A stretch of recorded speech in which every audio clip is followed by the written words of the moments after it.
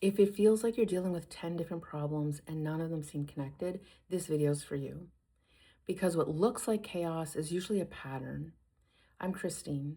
This is an extra video this week, a 2.5 if you will, because I want to help you understand what control actually looks like in real life, so you can start noticing it before you get pulled in. I want to show you the 4 ways control shows up when a child doesn't feel safe without it. Once you can see the pattern, everything else gets easier to respond to.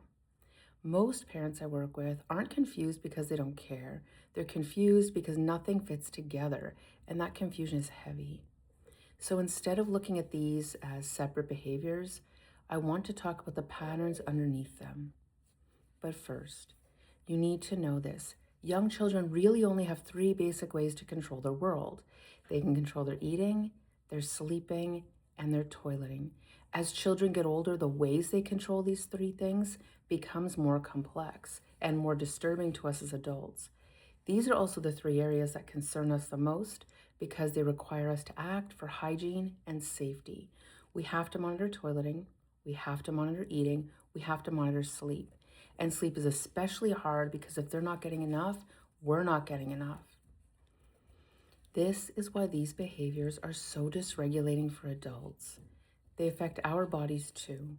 Control pattern number 1 is control through the body or the environment. These are behaviors like peeing on the floor, refusing to flush the toilet, making intentional messes, not cleaning up, and ignoring chores. It forces an adult response. It creates urgency. It pulls attention. Parents often feel disgusted, angry, or ashamed for reacting strongly to these behaviors, and that reaction makes sense. These behaviors waste our time, they feel disrespectful, they feel unnecessary, and they make us feel like failures. That's why they're often the behaviors that dysregulate us the fastest. This isn't about hygiene or laziness, it's about control over the space and over you. And the more we react instead of respond, the more this pattern gets reinforced. The response here is to regulate yourself and respond with action instead of emotion. You might say, do you want to clean your bedroom together or alone? Or, I see pee on the floor. Do you want to clean it together or alone? Do you want paper towels or a rag? Sometimes you have to clean it yourself because you're short on time or people are coming over. If that happens, do it without a word. Later, when things are calm, you sit with them and you say, what were you thinking when you did that? And then you listen. And you might reflect back something like, sounds like you felt powerful. Nobody can force your body to do anything, can they? And then just sit with them in the silence and don't respond. If they stay calm, sit with them in that moment. If they're dysregulated, leave. The idea is to focus on connection and accountability, not harm. How do we engage in accountability with kindness? Say something like, for example, it took me 10 minutes to clean that up. So this weekend, you're going to help me at the grocery store to make up that time. Then when you go to the grocery store that weekend with them, you focus on creating connection and attachment with a positive experience. This is because we want to create connection and attachment with them through meaningful engagement in your home. We don't want to hurt people we feel connected to.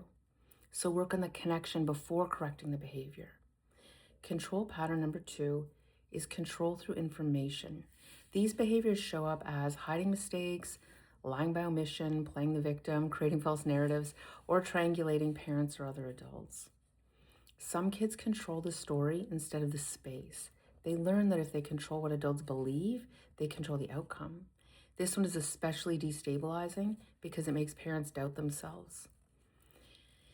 This one is hard for me too. I tend to see the good in people, and I can easily believe the narrative is being fed to me. This can hijack our sense of reality and create confusion, and that confusion often creates friction between adults. Parents often respond by explaining more, defending more, and proving more, which actually feeds the pattern. This is why I tell parents to talk less. One solution is to act without words and plan your response ahead of time. You do not need to fully understand the situation in the moment. When things are calm, ask 2 questions. What were you thinking when you said that? What were you feeling when you said that? And then say nothing else. No correcting, no teaching, no follow-up questions. When you stop talking, the child keeps thinking and feeling. If they say something shocking or distracting, you still say nothing. This is how safety is built. Control pattern number 3 is control through power struggles. This shows up as arguing, exploding when asked to do something, demanding respect, or turning every request into a debate. Some kids control interactions. They decide when conversations end, how intense they get, and how long they last. Parents often feel disrespected or baited, and that reaction makes sense. But the goal isn't the argument, the goal is control of the moment. This is where the parent's only job is regulation. You do not need to judge, you do not need to teach, you do not need to explain. You might say, I love you, we're not talking about this anymore.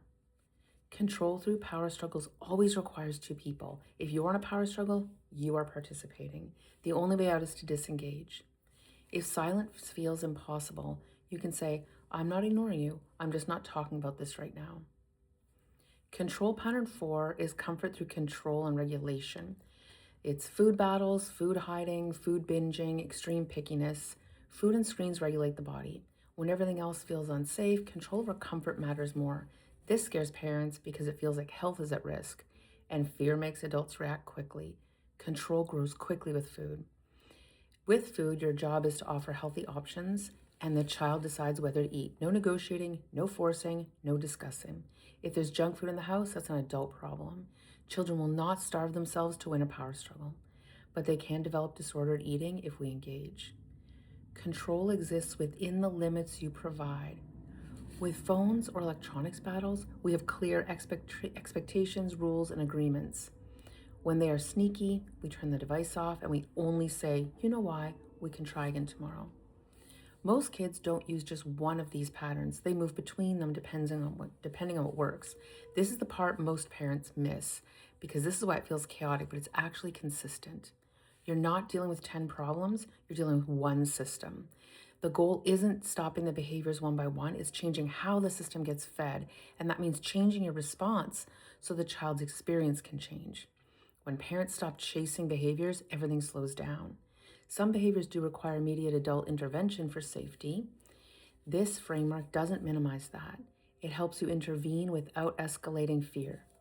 In the next videos, I'm going to show you how to hold boundaries, respond to repetition, and stay regulated when your child tries to pull you into control. If this helped you feel less alone, stay here. Subscribe if it helped you to gain some clarity, and we'll talk in the next video.